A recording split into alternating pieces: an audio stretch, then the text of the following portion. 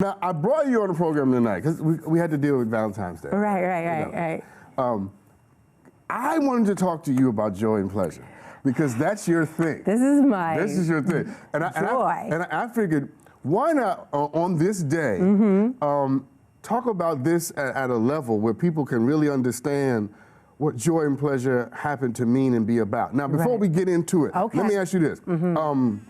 What drew you to this work? Yes. Because that's what I've never known that about you. What drew you to this work? So I'm a therapist. I've been working in mental health for about 10 years, and I have a whole other conversation on that and decolonizing mental health and what that means for people of color, right? But in that, in working within the construct of mental health, I could see how people were conditioned to come into me to talk specifically about pain. And that's what they were prepared to talk about, and that's what they wanted to talk about. And I think that's all fine and good. I think it's definitely a space where we need to talk about pain.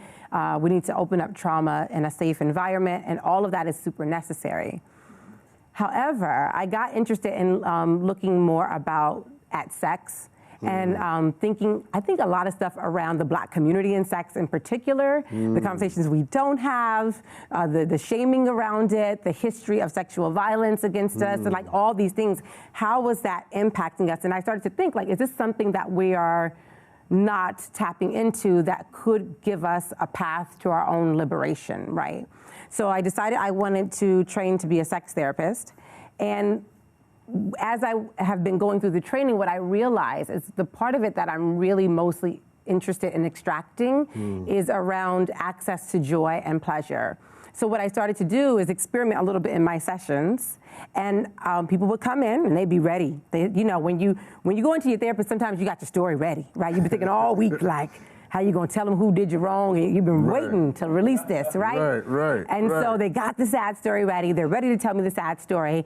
And instead I say, what brought you joy this week? And the number of people. I love that. What brought you joy this week? No, stop for a second. Because that is more significant than I think maybe you even realize. Because I believe in order to have a different future, we have to be willing to tell a different story. And the fact that you interrupt people in the middle of their, you know, there's a great line in the scriptures where Jesus asked this man, does he want to be made well? And the guy tells him about his heartbreak and what didn't happen. And at the end of the day, that passage is about exactly what you're saying. Don't just rehearse the problem. Ask me for the cure. Yes. And in fairness, that's what we're trained to do, right? Not just in mental health, but we're in a country that talks about picking people up by their bootstraps and, you know, no struggle, no progress, and work hard. And this is like the least hardworking. I mean, you kidnap people to do your work for you. Like, so who are you to tell anybody about pulling themselves up by bootstraps, right? But yet, this is the narrative, particularly given to marginalized groups, right? You're constantly trying to prove your worth here by your productivity, by how productive you are, by how busy you are. And this goes back to slavery. And if you weren't moving from sun up to sundown, you were lazy, right? We do this with our immigrant populations. And so what happens is that narrative, we begin to adopt it and say, you know, this is like how we demonstrate our humanity, our worth here in this country is through our strength and our resilience, and all of that, again, is beautiful. It's just an incomplete picture. I love that. So when you ask someone, what brings you joy, and they're stunned, which is what was happening, like every single time I did it, they couldn't answer. They hadn't thought about it. No one had asked them in forever, right? And so I began to say, how would you feel about us exploring this for a while? I know you've been sitting with this story for a long time. I know you've been sitting with this pain for a long time. Why don't we offer you some relief and balance things out? And let's talk about how to access some joy and pleasure, how to center yourself and your needs. That is so rich and important. Now, can I push you a little bit? You know, this is what we're here for. Because it wouldn't again, be fun if you weren't I want the audience not just to get a sense of your mind and your brilliance, because you're clearly that. Oh, thank you. But also your story, which is something I don't think I know. And so let me ask, what is it about your narrative, your life, that connects to this work? Oh my goodness. So, most of us who came into therapy came through issues and things that were going on in our family, right?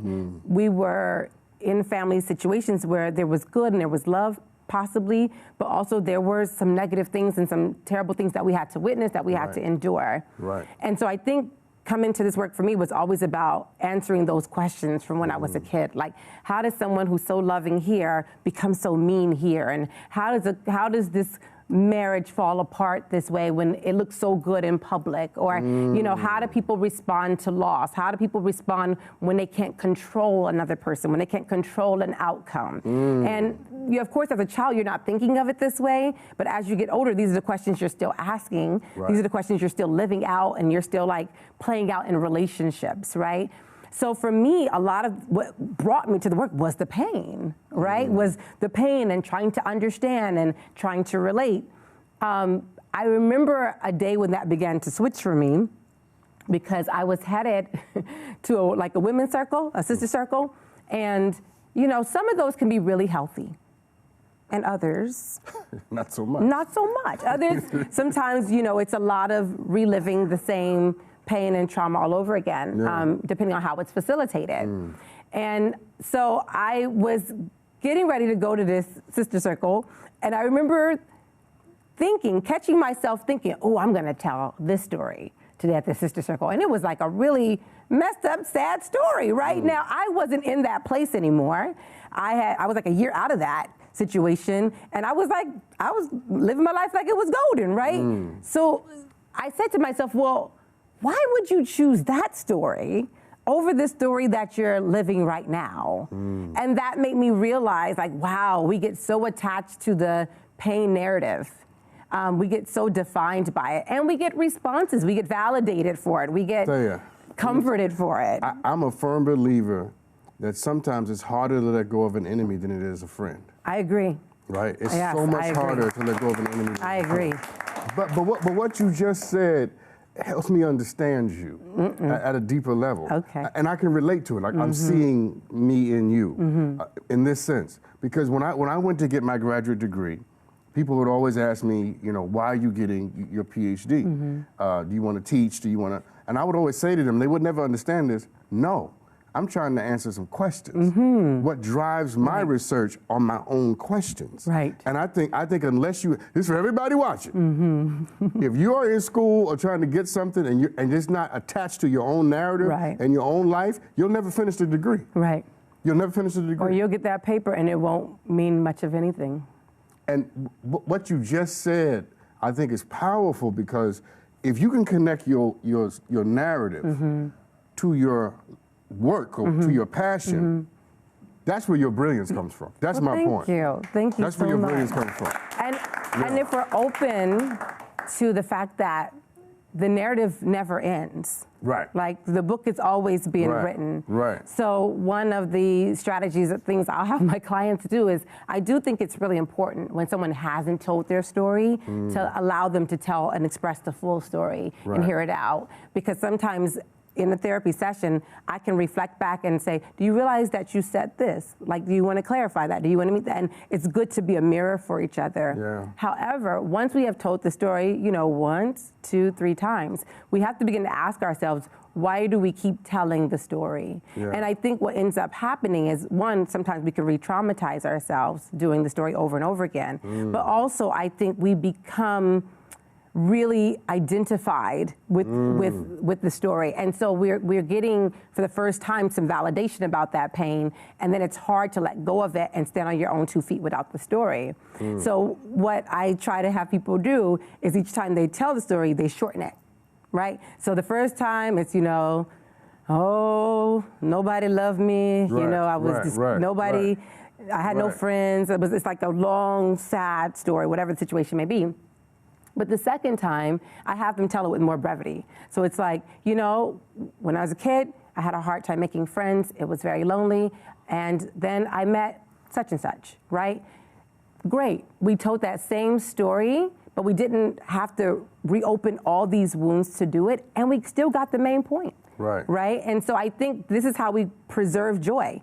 This is how we start to shift from a pain narrative to a joy narrative. If I may, let's get into it, right? Yes. Because we're going to prepare yourself. Let's get into what is joy, what is pleasure, how are they the same, how are they different? So I agree a lot with what you said in the beginning, and everybody's going to define joy a little bit differently. For me, joy is liberation and the freedom to be who you are and do the things that bring you just a very natural sort of bliss. It's really allowing yourself to be aligned with your purpose and the things you came here to do on this planet, right? In this lifetime. So joy could be like, for some people, it's the beach brings them joy. They feel connected to spirit. They feel connected to God. For some people, it's family. For some people, it's plants. It's different things. The thing about joy that I fight for the most, and where it intersects with my social justice beliefs, is the right to access joy, right? Is what I feel gets interrupted by systems of oppression. And so that's what I work to undo. Pleasure, I love that word. Pleasure. I love the word pleasure because we don't say it enough at all. It's definitely connected to these puritanical Victorian idea. It's connected with sin. And for me, I define pleasure as like the feeling you get when you can act on what brings you joy, right? So it's the feeling of like, oh, I did this thing because it brought me joy, and now I'm filled with pleasure. Okay, when I hear the word pleasure, I think sex. Of course, and that's fine. So let's break down They're sex. not clapping, but they think so too. Let's break down sex, right? I think sex. Let's break down sex. So for me, the way when I do workshops, I talk about sex. Sex is the act of like engaging in anything, whatever it is, for your joy and pleasure. Now here's the thing. We think about sex, we think physical. But we're about to do something. You ready? I'm ready. Okay. For me, sex, what is psychological sex? What is emotional sex? What is spiritual sex? For me, sex is like you acting on what you want. So when I think about somebody, I think, say, emotional sex. If somebody knows what they're... I was about to ask, what the hell is that? If somebody knows what they're emotionally they want. If I know I want to have friends around me who are super supportive, right? To me, sex on an emotional level is me acting on that and me like seeking actively those types of friendships. So sex to me is like fulfilling that desire, fulfilling that need for pleasure in all these different arenas. Do you ask for what you want? Are you comfortable with the fact that you desire things? And are you willing to act on desire? Because we're told to repress desire. That desire is bad, it can't be trusted, it can't be controlled, right? So think about if I desire freedom, and desire is connected to the idea of sinfulness or the idea of like selfishness, right? Then I'm going to self-sabotage, even if it's subconsciously, my own freedom. But if I feel like I have the right to access it, then it's by any means necessary, right? I don't have to feel apologetic for what I'm doing to move myself towards what I want. And I feel like I can trust that about myself because we've spent so much time repressing it. I'm not gonna go too far off base, right? Train up a child, right? I'm not gonna go too far from what my grandma taught me, but I am going to begin to explore differently what I want, and I'm not gonna feel ashamed for what I want. That's good. That's good. That's good. That's so good. So let's go deeper. Here we go. Talk to me about women and pleasure. Yes. And joy, specific to women. So a lot of my work, I think about Black women a lot in my work. And the example I usually give, I give this example all the time. If you ever see me, I talk about this all the time, is grandma in the kitchen, right? I've said this before, like grandma in the kitchen, working from 6 a.m., all the pots is out, everything's cooking. And it's not till someone else tastes their food at the end of the day, that hard day of work, that all that love, that she feels some sense of satisfaction.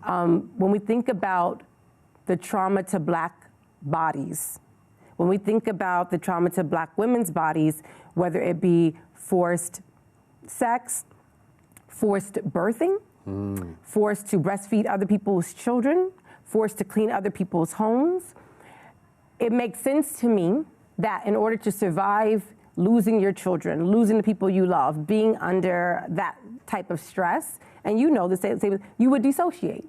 Right. We see people who go through trauma and they dissociate to survive, right?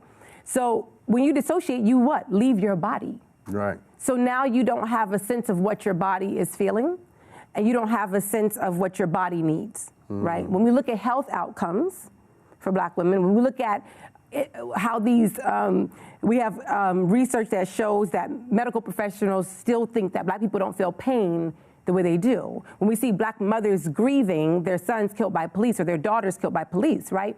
Their pain is not recognized as real. And part of that is because unless they're angry, no one is responding. When they say, I want this, and this brings me joy, and I love this, no one hears anything they say. And they have long fled their bodies, sacrificed their bodies for the survival of our culture, survival of this country in many ways. And so when you ask them, it's so important to ask Black women what they want. And more often than not, they're not going to know yet, because you first have to give them permission to re-enter their bodies. Your body is an antenna, right? Like everything about your body is taking in information all the time. We like to praise the brain for information, but your first brain was your gut, right? That's right. And your whole body is constantly taking in information. Because I'm sorry, but what the mind forgets, the body remembers. Right? The body keeps the scores. Now I want to go. I want to go even closer to the ground. All right, because I just think it's important for the viewers to hear this and to know this. What I hear you saying is that you're inviting Black women, particularly, to embrace their desires, and that you are not a slut. You are not all the names we call, a hoe, whatever we call people who are in touch with those desires, right? Is that what you're saying? Right, and to re-enter their bodies, what we have to take responsibility for is helping them to feel safe. So when we think about safety, you know, that's a big reason people flee their bodies, if they don't feel safe, right? And so here's how I feel about it. I feel like, you know, if we're waiting for a law to pass that they can just reverse and take back, these bodies in this country ain't never gonna be safe, right? However, that doesn't mean we shouldn't access joy and pleasure, and in that way it creates this sort of feeling of safety, because I can tap into myself in a real way and reclaim myself in a real way that doesn't require I wait for police to stop shooting our children.